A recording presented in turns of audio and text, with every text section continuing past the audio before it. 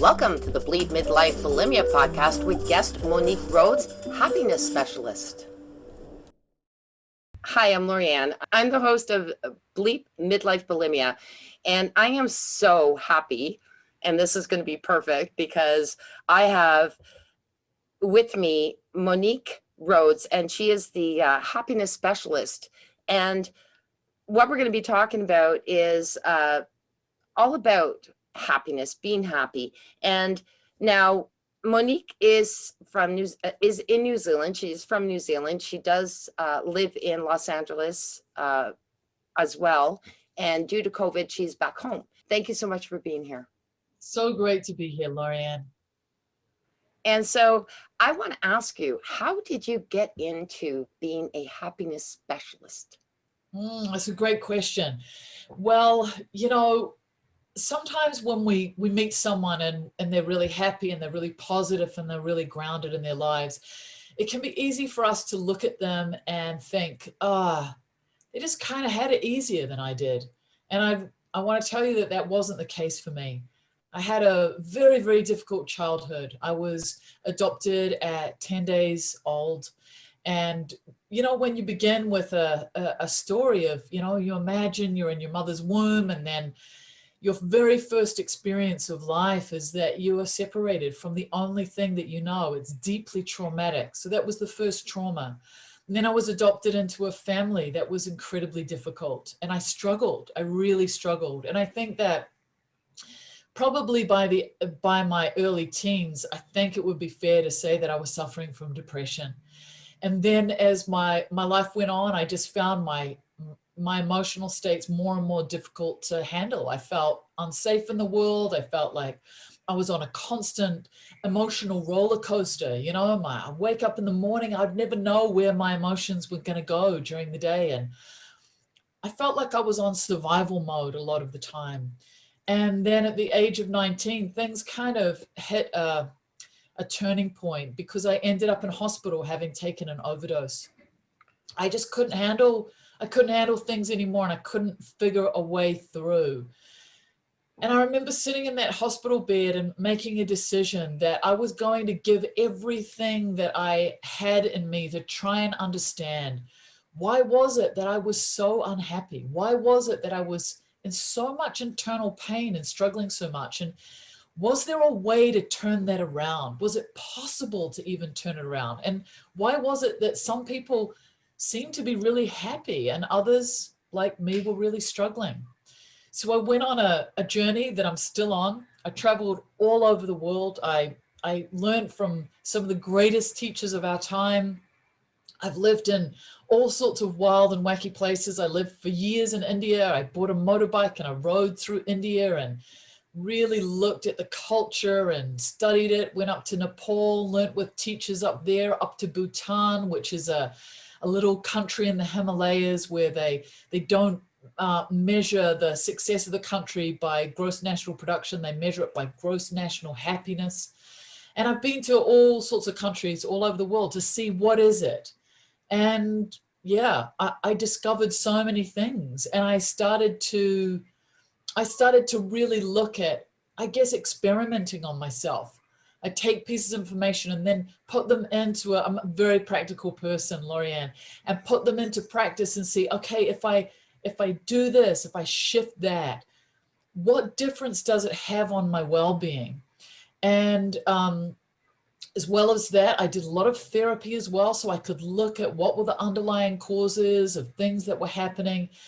And I really began to understand that, we're made up of a series of habits. And if I could start to shift some of those habits, would things change? And you can probably tell by the way that I am that, I'm a pretty happy person. And I would say that I look at myself now and I cannot believe the change in me. I cannot, from the 19-year-old to me now, the shift is just absolutely phenomenal. And I wake up every day with a hope and a joy with life. My happiness levels are really grounded and solid. I have my moments. I have moments where I might struggle a bit, but they don't last very long. So I really did discover that there was a way through. And so that's what I teach. And I love that you say that because you know, obviously we are on a podcast about bulimia, and I went through 30 years of struggling with it. In the last 10 years I've been without it. And I've had to work through that too. And it wasn't so much the happiness, it was when you're not happy. So you can be happy for a good point of time, and then something, and sometimes you don't even know what's taken away your happiness. So I would like to ask you that question. If there's somebody, and it would be wonderful for bulimics that happiness become their best friends rather than bulimia, because I think that that's what I'm pursuing. And some people say you can't pursue happiness. No, you can't. You can't pursue it. You can become it. So this is why I love having you on here, because you can speak more to this, please. I mean, I think one of the biggest struggles that we have is we look at ourselves when we're in a place that's difficult and we think that everybody else has got it together. And I think one of the biggest realizations for me early on was to start to understand that everyone was struggling too, and that I wasn't the only person that was having a difficult time. And I think that that enabled me to relax something in myself a little bit, because it can be tricky, particularly when, you know, we're suffering from difficulties like bulimia, where we think, oh, no, other people don't have this issue and I have it. They do. They just play it out in different ways. They might play it out with a social media addiction that makes them run away from their emotional states, or I mean, there's endless things that people do, alcoholism, overeating, like there's endless. And all of that, every single one of us is trying to do is cope. And we're trying to cope in a world where we're not really taught how to cope. You know, we're taught things in school like science and math and, you know, English and all of that. We're not taught, how do I cope when my emotions are out of control? How do I cope when there's something from my childhood or my past that's really difficult? Then I don't know how to cope with that. How do I work with that? What do I do when I come from a home where maybe there's a massive problem with my mother or my father? No one teaches us that. Imagine if things like that were taught in school. You know, we would be in a whole different place than we're in now. So instead, we have to kind of bumble our way through. And in our bumbling, sometimes we get ourselves, you know, caught in emotional states that are really difficult. So I think the first thing I want to say to everyone who's listening to this, no matter what's going on for you, like we all have our coping techniques and mechanisms. And when we start to look at those and really ask ourselves the question, does this serve me anymore? What is this serving? Why am I doing this? What is that piece of me that I'm trying to take care of by this particular thing that I'm doing, whatever it is? And then to really say to myself, well, is it serving me? Does it really serve me? Or is there something else that I could possibly do that would give me the same comfort or the same level of groundedness or control that actually wouldn't be as harmful for me? And then to start to work with it like that. Does that make sense, Lorianne? It absolutely does. Now, what I would move towards is, what would somebody, so let's say that I have some clients, I would say, um, how is this?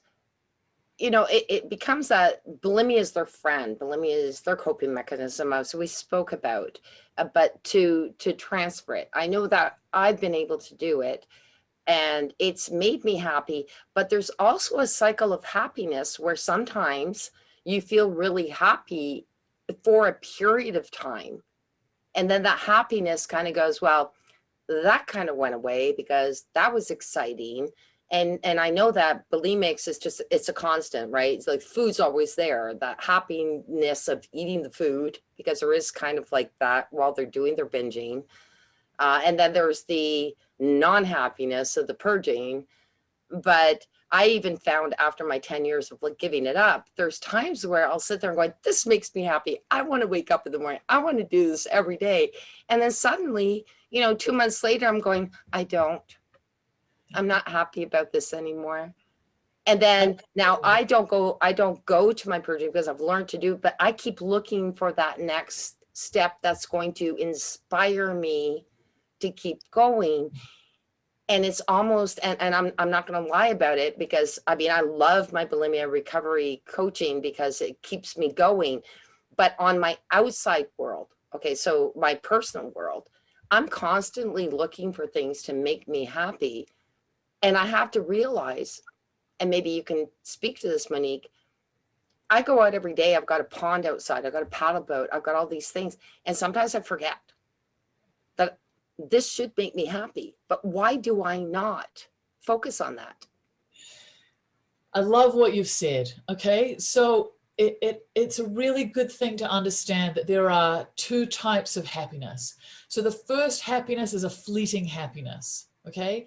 And this fleeting happiness comes from things like, okay, let's say when I first moved to the States, I really wanted a Jeep Wrangler. Okay. I'd always wanted a Jeep from when I was a kid. So I get my Jeep Wrangler. I'm excited about it. The Jeep Wrangler comes. I get in my Jeep Wrangler. I'm like driving around like, woohoo, with my top down. I love it. I love it. I love it.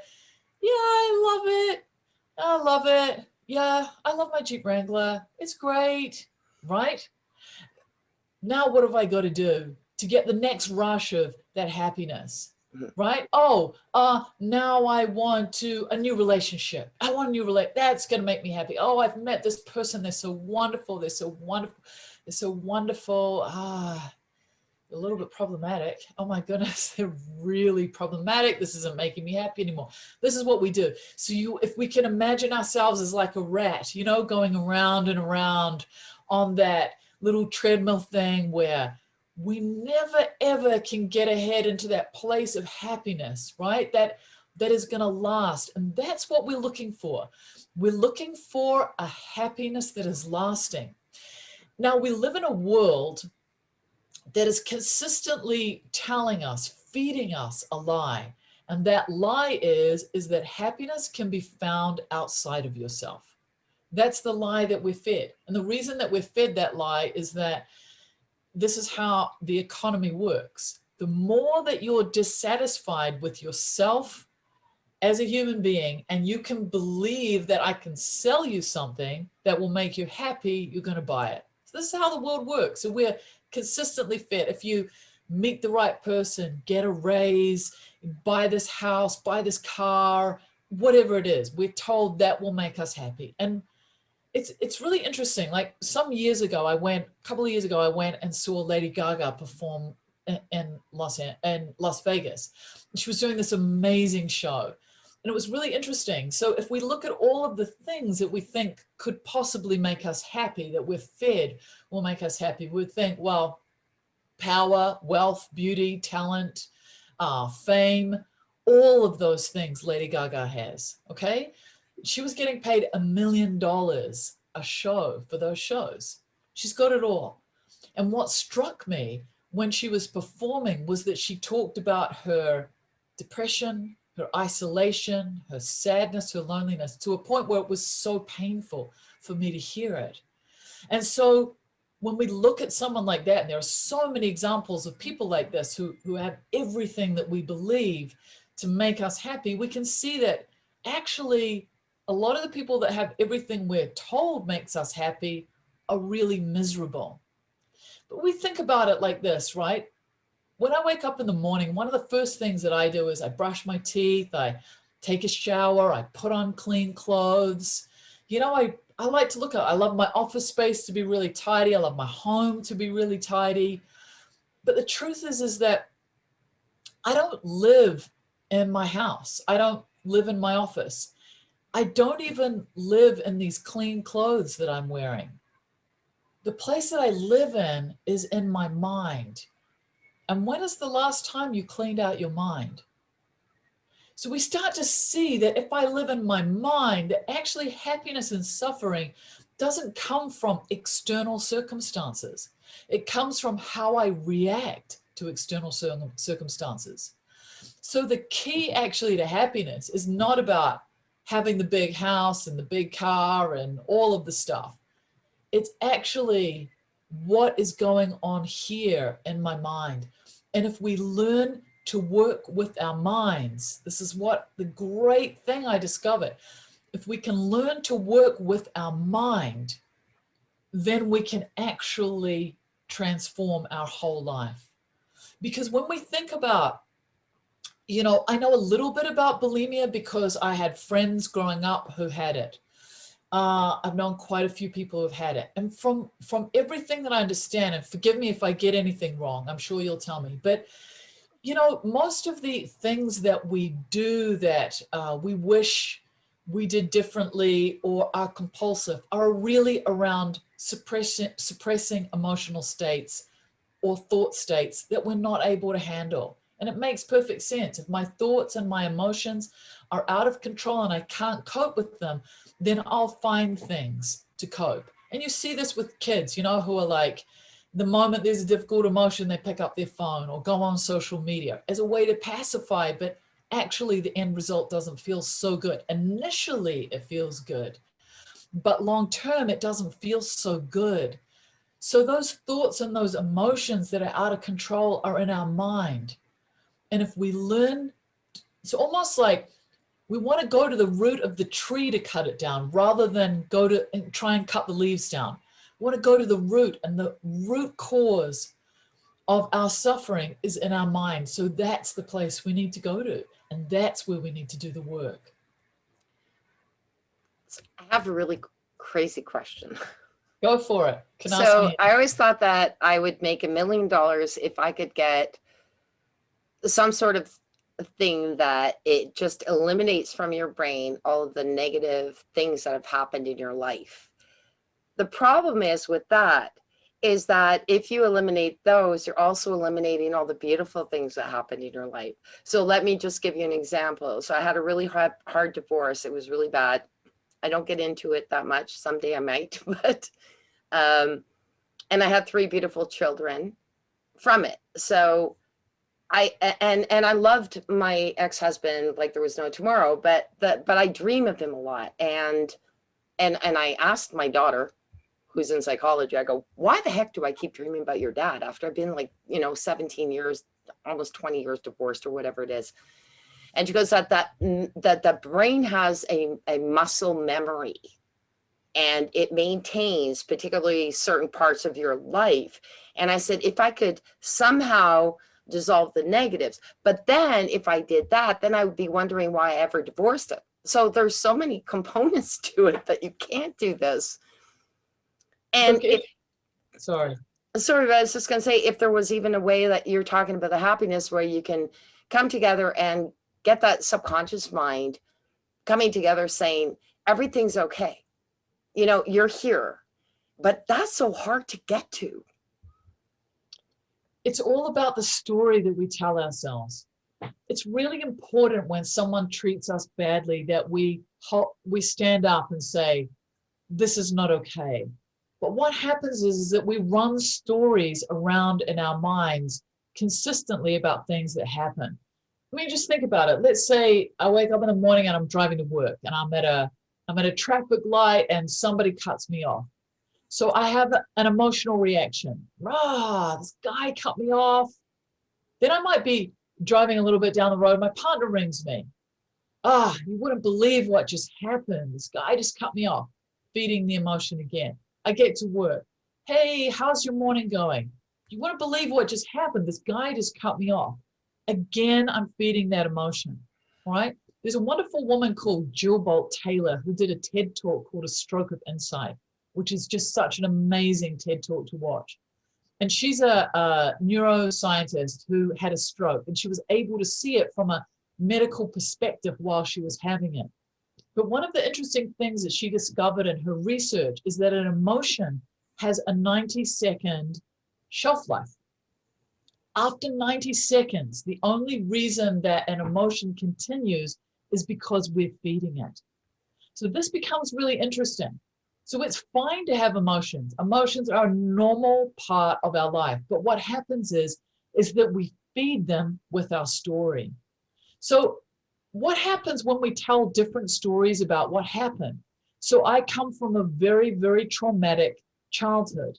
I could sit here and tell you a whole bunch of stories about my childhood that would make your hair curl. But at the same time, there's another story that lives in there side by side. And that story is that through the trauma I experienced, through the difficulty and hardship, it has built me into a very particular type of person, a person who's very focused on compassionate action, on loving people, on helping people. Would I have become that person if I hadn't gone through all of that trauma? I don't know. I'm not sure. But I know that when I see someone in pain or in difficulty, the first thing I want to do is help, because that compassion just rises up in me so naturally because of what's happened. There's also the question that I could ask myself is that my mother, who was so difficult when I was growing up, very well became my greatest teacher, the most important person in my life, because through all the difficulty, I learned how to be kind, how to be loving, how to be generous, how to be thoughtful. And my whole career is now based on everything that she taught me, even if she didn't intentionally teach me in a particular way. So it's all about the reaction we have to things. Of course, we've been traumatized. So many people have been. But at some point, it's almost like we have to turn off the tap from our past and say, I'm in the present moment now.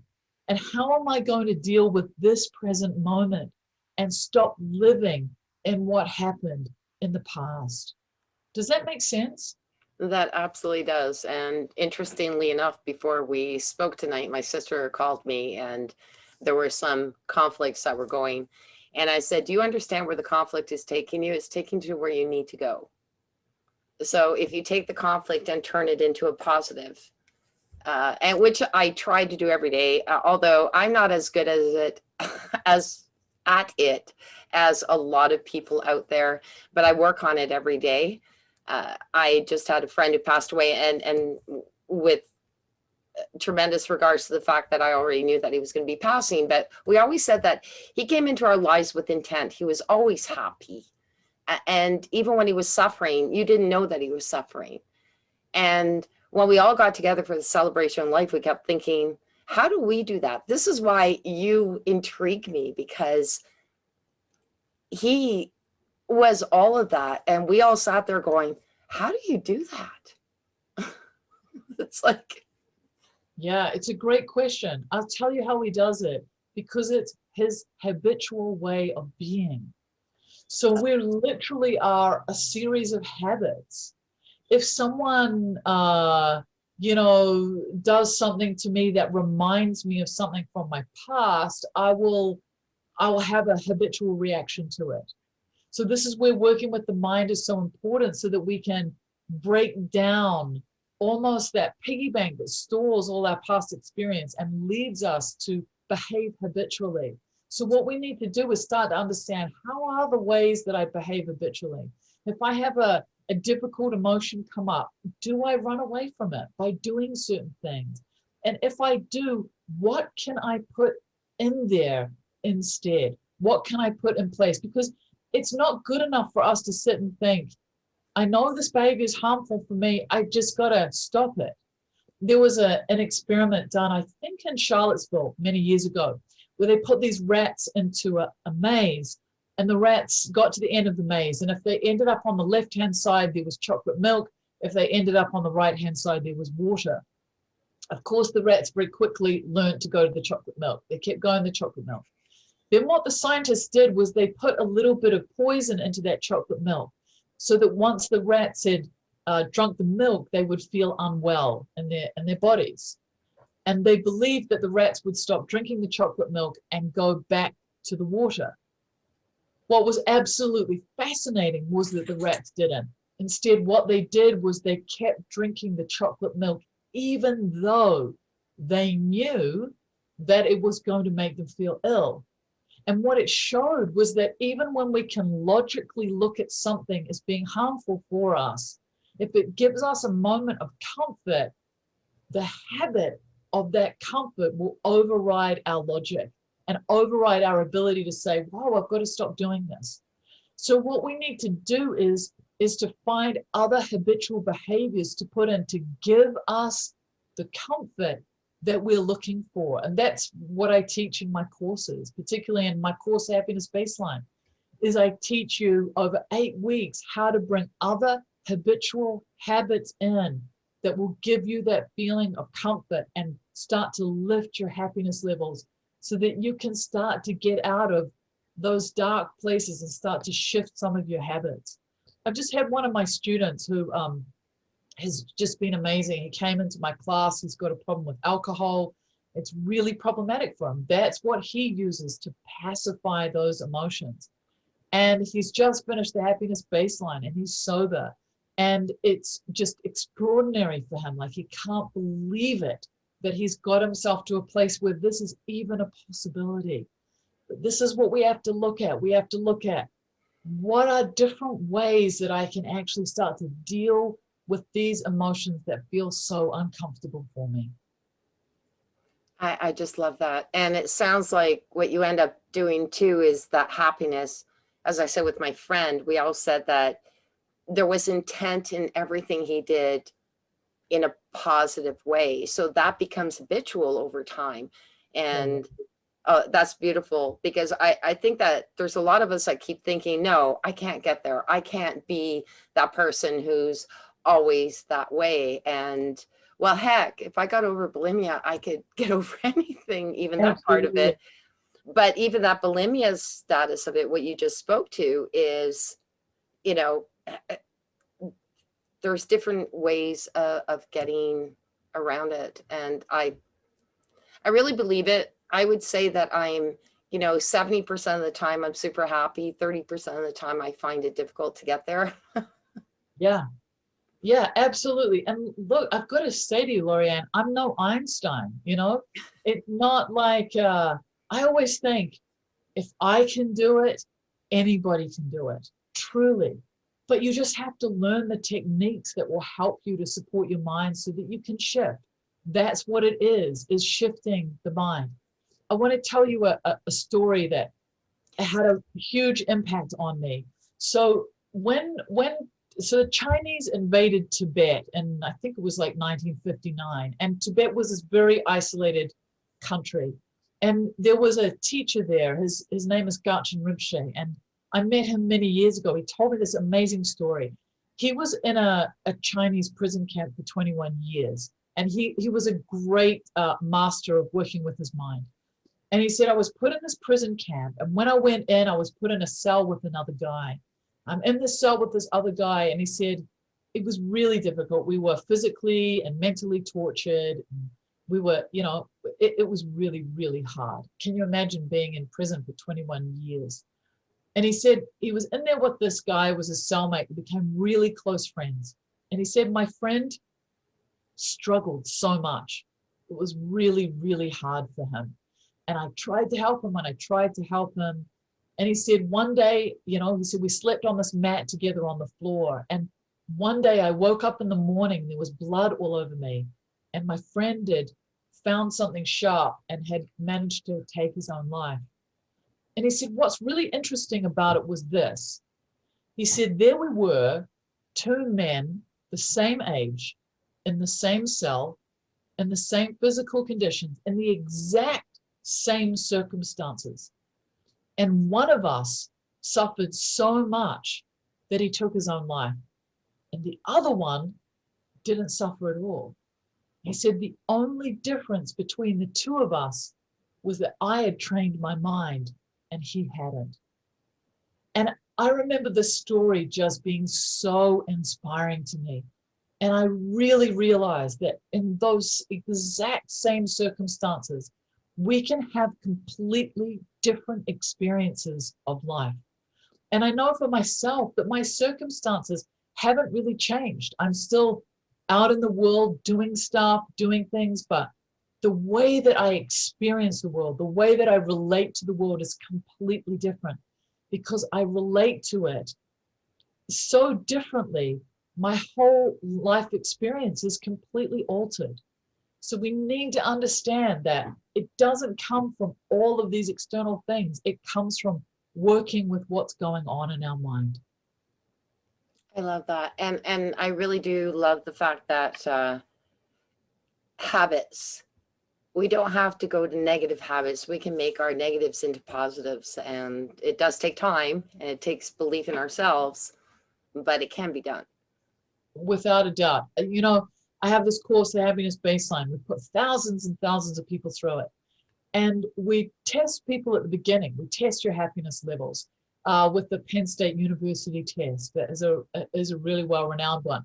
And then when people complete it, we test them at the end.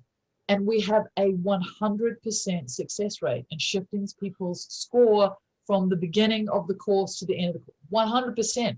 It's like, as long as you get to the end of the course, we will shift your happiness levels. And for some people, they shift, you know, a bit, but everyone sees a shift in them. And some people, the shift that they have is just so phenomenal.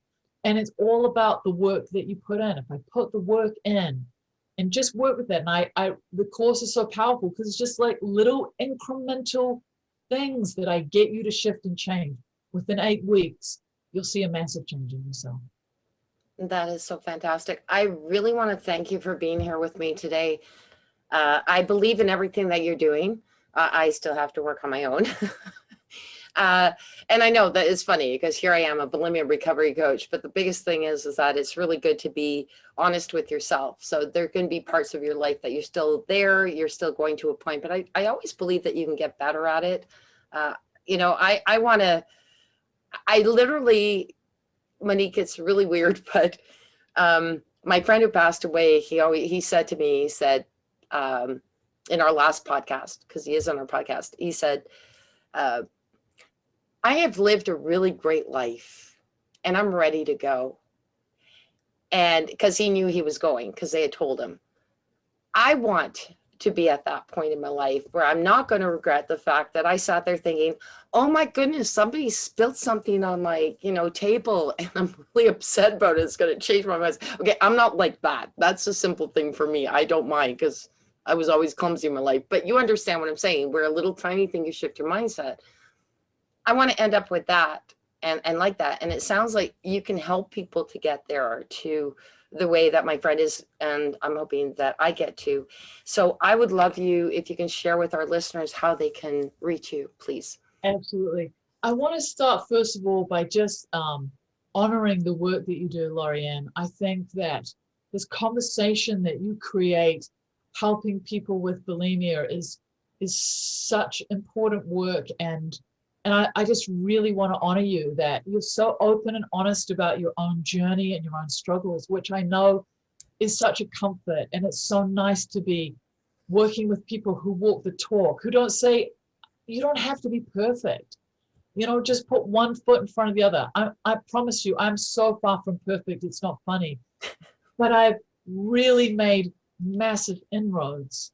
And the other thing I want to say is to everyone who's listening, I want to honor you as well, because it can be so easy to think it's too hard, I can't change. And I know that just by listening to this podcast, you are stepping up and saying, I want to do things differently. And you're a very special person for doing that.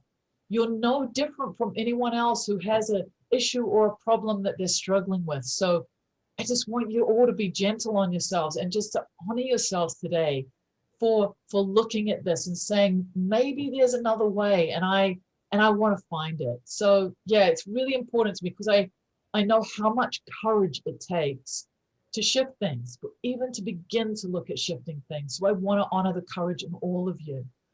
So if you want to come and find out more about my work, come to Monique Rhodes, MoniqueRhodes, MoniqueRhodes.com.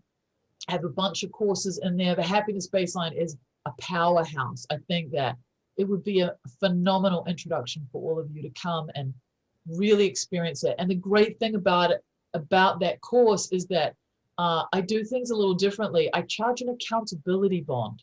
So I ask you to put down a certain amount of money as a bond. If you finish the course in 10 weeks, as most people do because they're motivated, you just send an email and say, I want my bond back.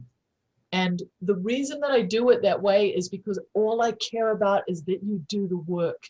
I want you to get to the finish line. So that could be a really perfect way for any of you to come in and do this.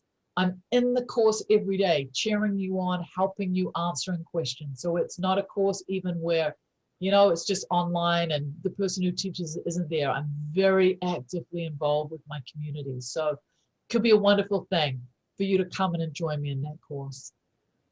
That's absolutely wonderful. I love the bond idea and an inspiration really to it's motivation to get something done.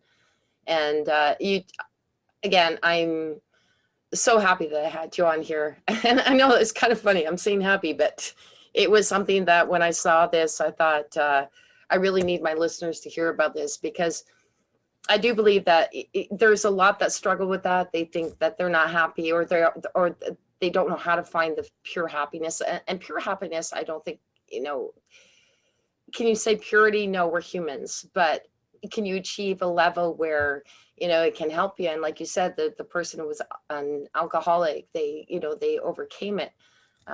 There's no promises in anything, but I thought that this is a great start to, there's therapists, there's coaches, but I want my listeners to hear that there's also other alternatives to start, in a different, if this works better for them, then please take it on. And Monique, again, thank you so much for being my guest. I really appreciate you. It's been an honor to talk to you and to be here with your listeners. Thank you. Thank you for listening to this episode. Be sure to visit me at bleepbulimia.com.